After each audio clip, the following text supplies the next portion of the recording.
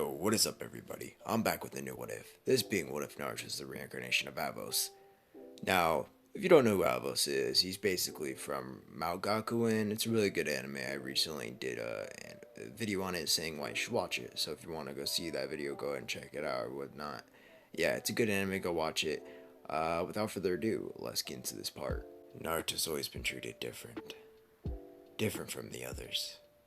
He's been looked down upon, called a monster, ostracized.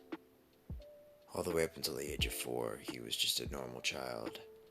Still looked down upon, but had nothing to show that he was different, other than the seal on his stomach. But once he hit the age of 4, he began to rapidly age.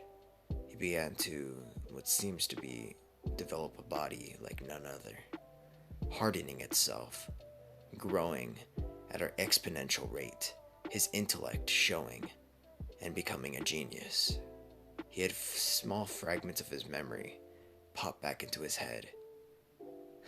At the age of 7, he could speak like none other, like a genius, some 30-year-old madman.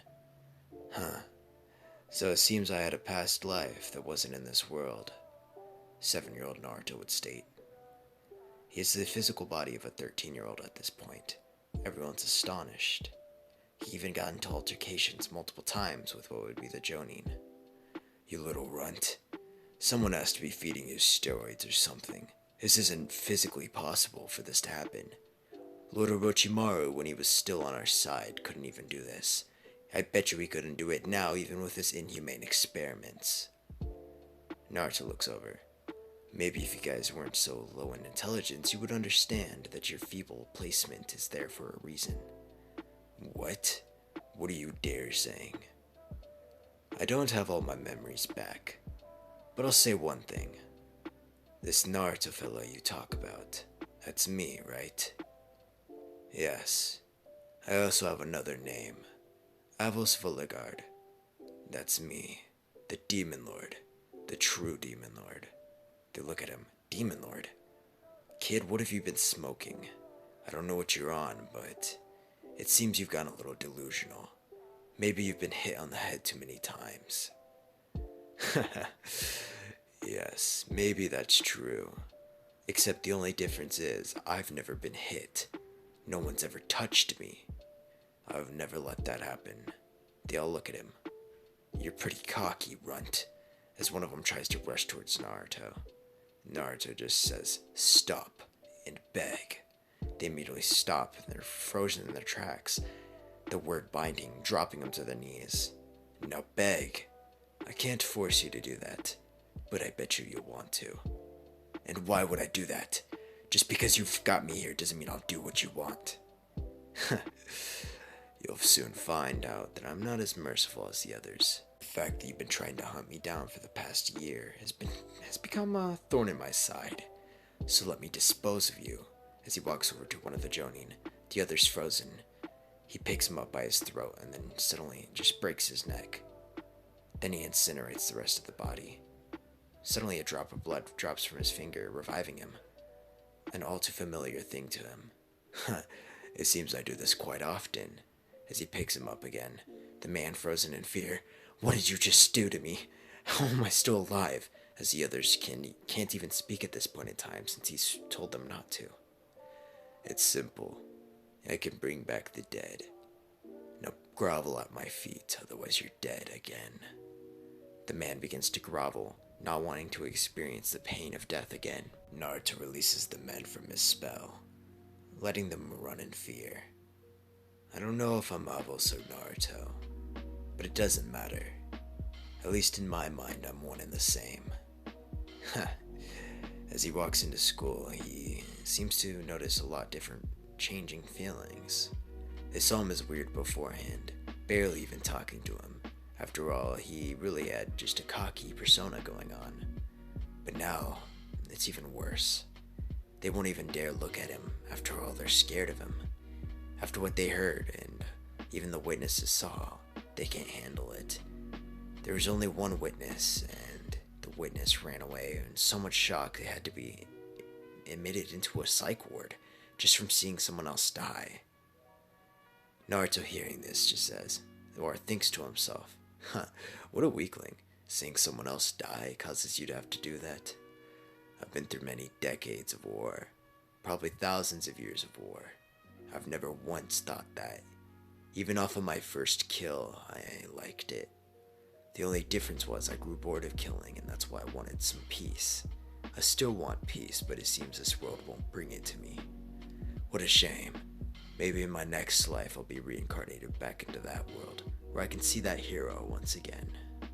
Thinking of his lost friend. 3 years passed by. While everyone else was 9 at the time that Naruto was 13, biologically speaking. He is now 16 to 17 years old of age, while they are 13. Everyone notices his rapid growth still. It's not stagnating, or at least it didn't seem to be. He just smirks at everyone. They've noticed that his power has grown immense as well. They don't know to the extent since no one's challenged him, but nonetheless they can just feel his intimidating presence. One day he's walking out of class and encounters a crying girl. He knows what happened. He has a flashback to earlier that day. Sakura and Ino began picking on this girl. Her name Ayumi. Sakura grabbed her hair and pulled on it. Don't you think mother and father would be ashamed of you even being here? You being associated with our family? Just because we're not a big clan doesn't mean anything. After all, I'm seen as a prodigy of sorts. I'm the smartest girl in this entire school. And you're nothing. You're nothing but a runt. Look at you, held back 2 to 3 times. I'm ashamed to even call you sister. Don't even think of you calling me sister anymore, as a matter of fact. He's filled with a little bit of hatred towards this girl. He's never liked Sakura at all. I mean, she's always been a bitch. She's always looked at him in a different way than everyone else. They looked at him in fear, and she looked at him as if he was some sort of maggot. This false persona she seems to have. Don't let what they say faze you, Naruto says, looking at Ayumi. She looks up, noticing that it's Naruto. She's surprised and filled with shock, but manages to say, no, they're right. I don't even have an increment of my sister's talent. I couldn't do what she could in 1,000 years. That's where you're mistaken. The only reason you think that is because they put you down, am I wrong? No, they're right. Shut up and listen for once, he says, suddenly her mouth binding shut with his spell. I'll tell you this. Your sister is just a brat with an overinflated ego. I hate her as much as anyone else. Your sister is spoiled. It seems your parents took all the attention from you and gave it to your sister, making her have an overinflated ego, making her feel like she's the best there can be. It's quite troublesome, honestly. But hey, let me tell you one thing. If you need one person to believe in you in this world, which I bet you do, I'll be that person. I'll be that shoulder to lean on, shoulder to cry on. I don't care. I'll provide you with that extra power and support. I'll keep you going in times hard. You may not have friends or anyone to believe in, and I may not be the most liked guy in the entire world, but I won't betray you. That's one thing for sure. I will always be the best person you can look up to, honestly. Or count on, at least. As he holds out his hand, offering it to her, her mouth unbinding. She grabs onto his hand, tears glistening from her eyes. She smiles and says, I think I'll take you up on that offer, Naruto. And that's where we're going to leave this part off on. Make sure to like, subscribe, turn on post notifications.